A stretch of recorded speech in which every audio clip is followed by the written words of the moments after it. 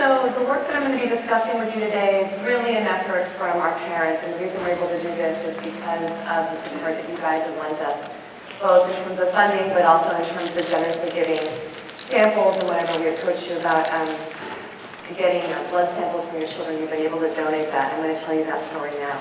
All right. So what we're going to be talking about is the fact that it's really important to treat children with Kawasaki disease early, as you all well know, and that early treatment reduces the risk of coronary artery abnormality, which is why we try to be able to capture these kids, be able to diagnose them. But the diagnosis, as we know, is still being missed. And here's just a picture that may be all too familiar to some of you of healing from Kawasaki disease. Dr. Burns and I, on a monthly basis, probably see 2 to 3 kids that are referred to us for possible missed KD. And our goal is to develop a diagnostics test so that less children are being missed, more are being detected early and treated to prevent the artery disease that we see. So we are just diagnosing the tip of the iceberg right now, and we think that there's about 5,000 to 6,000 cases per year in the U.S., but how many go undetected, we really don't know. And I've had the chance to speak to some of you this morning whose children actually presented later on in life with a heart attack from Kawasaki disease, having not been caught in early childhood. And that's what we're really trying to prevent here. So the goal of this diagnostic test is to really be able to tell from this group of kids who has Kawasaki disease. And in part that comes from just being able to recognize some of the classic signs and symptoms, but in fact many of these kids here look like they've got KD, but in fact only one of them does. So our goal is to be able to differentiate between the children with acute Kawasaki disease and those that just have a fever, rash, illness. I'll tell you that my own 3-year-old is at home today with a fever, grateful not a rash, it was sore throat, but it's one of those things that as a KD parent or someone who provides for children with KD, whenever your kid gets a fever, this is one of the first things that we think about. But that may not be what every emergency room or pediatrician is thinking about. And our goal is to help them be able to figure out who needs to be referred to us for Kawasaki disease. And our first approach was to look at biomarkers and to look at proteins in particular to see if that could help us detect kids with KD. So I'm going to start with a little bit of a story about KD funding. We have this great story of one of our patients, Dash Daniels, whose mom took it upon herself early on to have a KD fund day for us back in 2010. And what we had done is we had approached her and said, we really want to be able to develop a diagnostic test for KD, but we need some pilot funding. And she said, oh, we'll have a great day with all the kids and we're going to raise some money. And the fact that she was able to do was raise enough funds so we could run this panel of 89 proteins.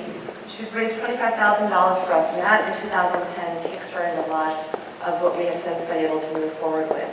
And with this pilot project being done, I was able to apply for foundation funds from the Robert Wood Johnson Foundation and the Hartwell Foundation, who's gratefully funded a lot of this work. And we've moved on from there into actually now piloting the test in our emergency room, which I'll speak about in a minute.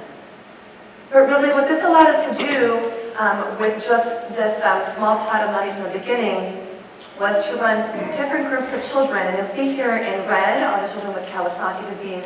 In blue are the kids that are what we call febrile controls. So if you come to our emergency room and you happen to have fever and another sign of KD, you may not actually have Kawasaki disease, but we're still going to get your blood.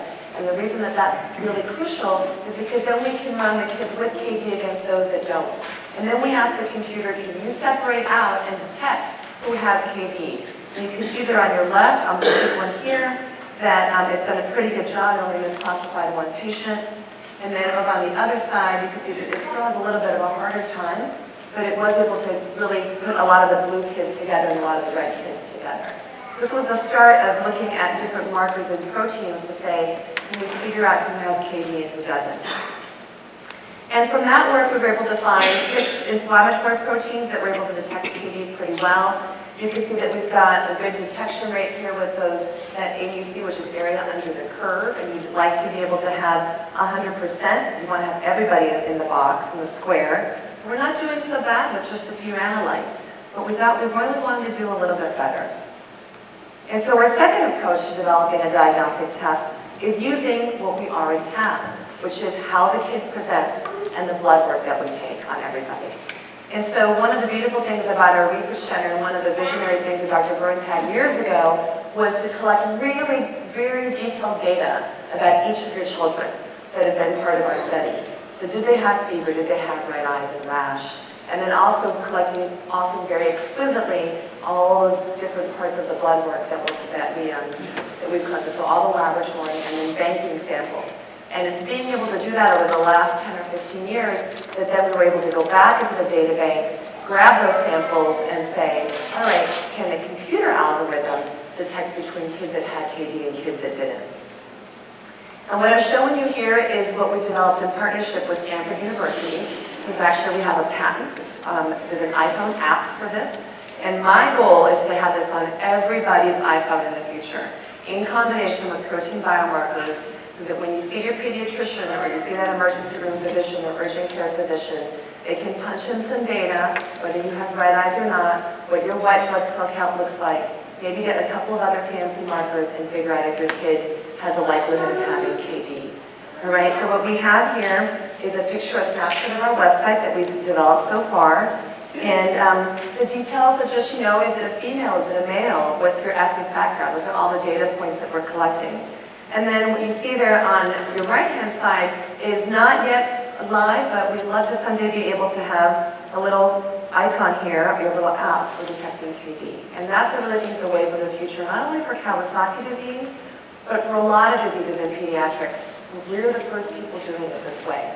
We want to set the stage for what's going to happen in the future.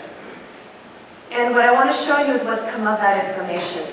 So we developed this point of care database, okay, and you can see here that just using the clinical and laboratory data, here we're able to get this group separated from this group, but still in the middle there's about 19% that we can't differentiate. So again, we said, all right, just using clinical lab data, we're able to separate the kids pretty well, but not great. But what happens when you just add in the biomarkers that we just spoke about a minute ago? And the data that we have so far is that we get between a 90 and 93% ability to actually detect who's got KD and predict who has Kawasaki disease. Now, all this work has been done again with what's already been frozen samples from before. And so whenever you're developing anything, this is not ready for market. Now we need to be able to test this prospectively and just say, how well does this work actually in our emergency rooms? And that's exactly what we're doing. So on September 1st of this year, we started a pilot project where we are prospectively enrolling every single child that comes in with Kawasaki disease to Rady Children's Hospital, as well as the kids that are coming in with fever and another sign for KD but end up not having Kawasaki disease. And we're collecting the same data that I just spoke about. Rash, fever, red eyes, all that clinical data, all the blood work, and then we're banking samples. And then we're going to move forward and trying to figure out if our combination of the biomarkers that we're using, along with the website and our clinical algorithm, we can put those together and prove that this actually works prospectively. We have a big vision of actually not even doing this only locally, but then expanding to all of San Diego. And we're very fortunate over the years with all the collaborations we have with other centers that work on Kawasaki disease that we could move into a multi-center study across the U.S. and internationally from there if it works out well here. Now, I want to just get back to the initial point. This really is a story of KD Parents to the Rescue. Dr. Burns mentioned this has been a project that we've been doing now for several years. The NIH hasn't funded it yet. We're keeping our fingers crossed. I just asked you to give a prayer on December 18th when it goes to the NIH study committee. But regardless, it's going to move forward. And the reason it's going to move forward is because of all of you and everything that's been done so far. And I give a special thanks to Patty and Don, to the Macklin Foundation for their match of the CrowdRise funding. You can see there the number, nearly $250,000 have been raised in a short amount of time. It was amazing. So I give a sincere thank you to all of you that posted some information about your children, went door to door, tweeted, went on Facebook and let people know, because this is actually making this diagnostic test feasible and moving it forward. So with that, I'll end with a thank you of everyone. It takes a village to do this kind of work. We certainly don't do it in isolation, and we're very grateful. Thank you so much.